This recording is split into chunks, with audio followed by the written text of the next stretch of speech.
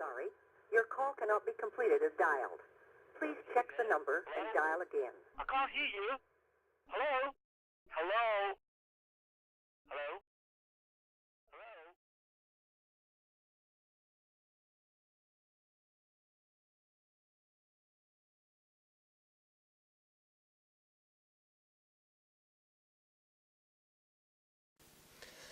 Recently, it has been in the news about robocalls, or the Telephone Communication Protection Act, call for short TCPA.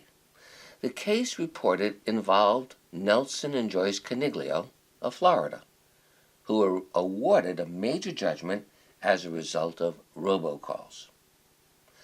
The Coniglios were in foreclosure with Bank of America, and over the course of 4 years received in excess of 700 robocalls. Now, I've told you that each robocall can be sanctioned by the court from between $500 to $1,500. Well, you should multiply 700 calls times $1,500 per call and see what this would result in. I believe that the judge wanted to send a message to Bank of America. The judge did send a message to Bank of America. But actually, this message was really a slap on the wrist compared to the nearly $17 billion fine Bank of America paid the federal government for improper financial dealings with consumers. These improper dealings, by the way, have helped to cause our Great Recession. Now, I want to give you a disclaimer that what you are about to see is not the typical result in most robocall cases, unfortunately. But it is instructive and interesting and worth noting that the law is serious about stopping robocalls. Let's watch some television news stories about Nelson and Joyce Coniglio. An epic victory for the American consumer. How many of you at home have received one of those calls, those robocalls? In this case, banks calling you nonstop, demanding you pay up. Tonight, the story of one family begging, saying enough is enough, and now a federal judge ordering Bank of America to pay them more than $1 million. How much is that per call, and how is the bank explaining itself tonight? ABC's chief investigative correspondent Brian Ross getting answers. Saturday, 7:41 a.m. This is Michael with Bank of America. The automated robocalls to the Coniglio family of suburban Tampa about their overdue mortgage payments. Please call Bank of America Home Loans. Came morning, noon, and night. Please give us a call at your earliest convenience. 700 times in all over a 4-year period. This is Michael with Bank of America. I'll be Unrelenting, long after the family begged the bank to stop, as they told Tampa TV station WTSP. If I did what Bank of America did, I'd probably be behind bars. Thank you for your time and have a nice day. Furious, the Coniglios sued the giant bank, and now a federal judge has ordered Bank of America to pay them more than $1 million, $1,500 per call. It's the law. $1,500 for every single unwanted call. It's a problem across the country. An elderly couple in California claims they got 2,000 calls from Bank of America, 350 to a woman in Arkansas, and more than 600 to the phones of Mehran Vali of Indiana. I would describe it as harassment. It was just constant, repetitive calls daily. It's not the first time Bank of America has been accused of going over the line. 4 years ago, ABC News found they hired a collection agency in Texas that used profane, racist pressure tactics. Why you have to be scared? Don't want to pick up the phone now? Huh? Is it because you're inbred with your sister? Bank of America did not stop using the firm until we confronted the bank president, Brian Moynihan. That kind of language, is that acceptable to you? It would not be acceptable. The F word? I would not be acceptable to me. I'll find out. Consumer lawyers say the abusive language may have stopped, but the repetitive robocalls of today represent another kind of abuse. As for those 700 calls to the couple in Tampa facing foreclosure, Bank of America told ABC News late today they were just calling them to help them. David? The judge deciding $1,500 a call. All right, Brian, thank you. We have a story now for anyone bombarded by annoying robocalls. One couple got so many from Bank of America that they sued and won more than $1 million. ABC's chief investigative correspondent Brian Ross here with the story. Good morning, Brian. Well, good morning, George. It's against federal law for debt collectors to use those robocalls once you tell them to stop, even if you owe a lot of money. But now one of the country's biggest banks, the Bank of America, has apparently been caught red-handed, and it's not the first time. Saturday, 7:41 a.m. This is Michael with Bank of America. The automated robocalls to the Coniglio family of suburban Tampa about their overdue mortgage payments Please call Bank of America Home Loans. came morning, noon, and night. Please give us a call at your earliest convenience. 700 times in all over a 4-year period. This is Michael with Bank of America. Unrelenting, long after the family begged the bank to stop, as they told Tampa TV station WTSP. They treat us very badly. There's no two ways about it. This is Michael with Bank of America. If I did what Bank of America did, I'd probably be behind bars. Thank you for your time and have a nice day. Furious, the Coniglios sued the giant bank, and now a federal judge has ordered Bank of America to pay them more than $1 million, $1,500 per call. Once again, The fact is, if you ask a company to stop calling and they don't, every single call could be worth $1,500, and this court awarded that.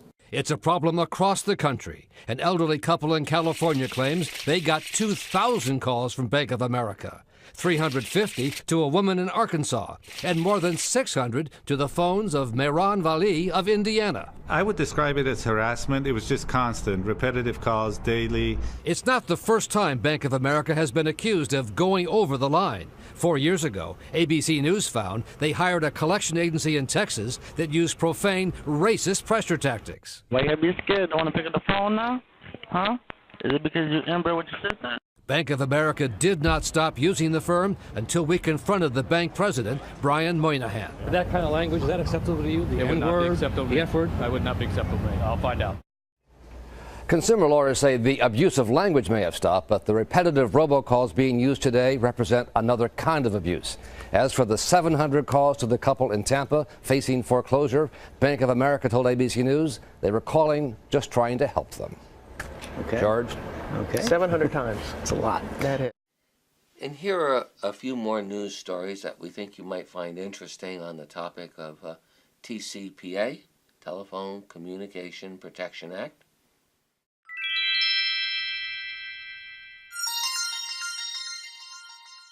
A couple in Florida harassed by hundreds of Bank of America robocalls over a 4-year period has been awarded $1 million in damages.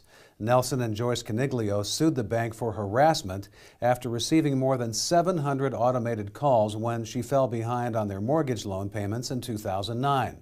The Coniglios sent multiple cease and desist letters asking the bank to stop to no avail. B of A maintains the calls were intended to help the couple avoid foreclosure. They filed a complaint in federal court back in July, which they won by default in October because the bank missed the deadline to oppose. And last week, a judge awarded the couple a little more than $1 million in compensation. It works out to about $1,500 for every single call. One of the couple's attorneys, Billy Howard, says this decision will affect consumers across the country. These banks and debt collectors are intentionally harassing people and abusing people, and they think people don't know their rights. But the word's getting out, and people are bringing these lawsuits, and people are getting happy. Because nobody should be captive in their home or in their car. You shouldn't be scared to answer your own phone. You should answer the phone and tell them to leave you alone and to stop calling. And if they do, after that, then you have a very good federal law and very good federal judges in America that will help you stick up for your rights.